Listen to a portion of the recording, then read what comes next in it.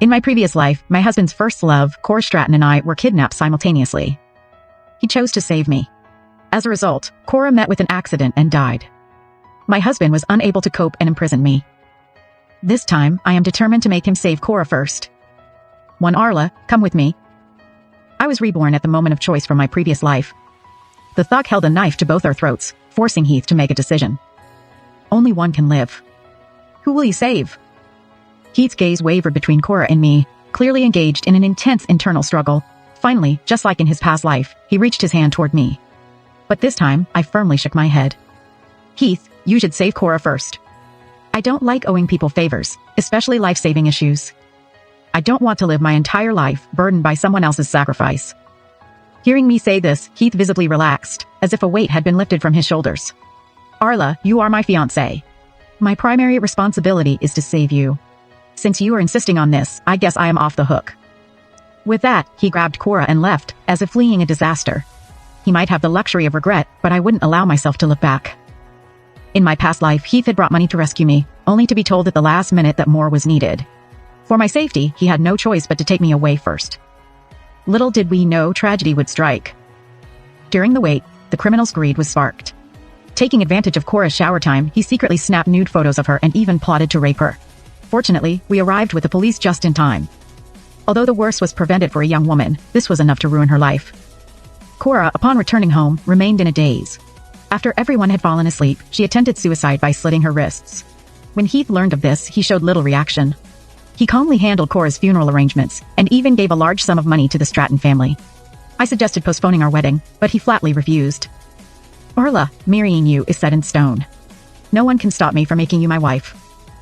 The no one he referred to was Cora, whom he had loved deeply for 7 years.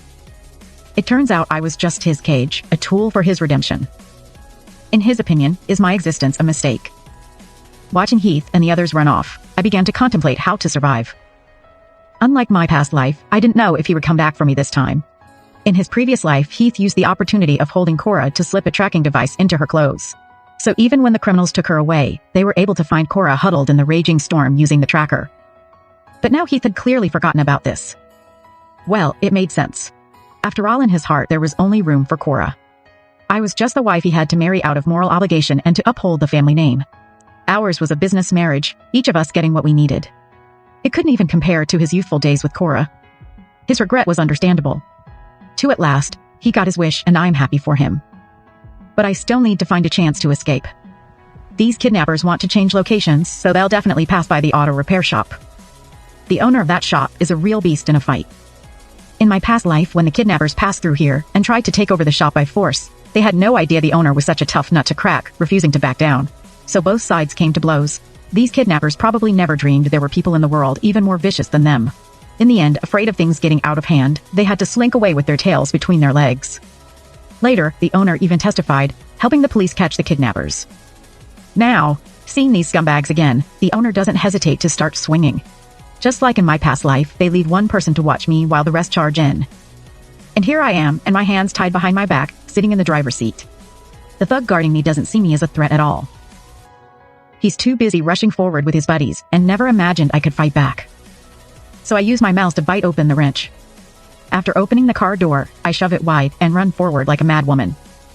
We have the same destination in mind, the auto repair shop.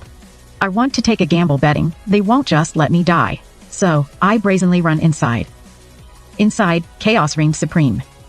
My eyes immediately locked onto Archer, the young auto shop owner. Thick eyebrows, piercing eyes, and an aquiline nose, he exuded an air of righteousness, moved with agility, and carried a certain handsome charm. It seemed he didn't want to harm me either. To avoid any accidental injury, I hunched over and dashed towards him with lightning speed. And then, I couldn't stop in time and crashed right into him. We tumbled to the ground together. The moment I fell into his arms, my face turned ghostly pale with fright. "I'm so sorry." I stammered out an apology. "Could you please help save me?" The man looked up at me, furrowing his brow.